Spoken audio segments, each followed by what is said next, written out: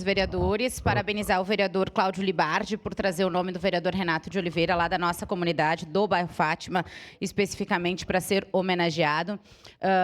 Eu tive oportunidades de estar junto com o Renato em diversas vezes no bairro, né? Apesar das nossas ideologias completamente diferentes, sempre trabalhamos pelo bem comum, né? E o comunitarismo sempre esteve presente na vida dele. E na primeira eleição, né, na primeira campanha do vereador Renato de Oliveira, quando ele não se elegeu, meu pai fez campanha para ele, né? Então, há muito tempo atrás, então sempre teve uma boa relação com a nossa família, o vereador Renato de Oliveira. E eu, como moradora do bairro Fátima, neta dos primeiros moradores de lá, não tenho como votar contrária a uma situação dessas. Vereador Libardi, acho que todos os vereadores gostariam de ter assinado junto para ser por unanimidade, mas com certeza essa votação vai ser por unanimidade. Quando estive com ele nesta casa, agora, por um período curto, tivemos oportunidade de fazer algumas visitas e eu convidá-lo para participar, e ele me agradeceu muito, porque eu acredito que se faz sim, né, em conjunto, quando o bem é comum, quanto mais foice, mais roçado, é assim que a minha família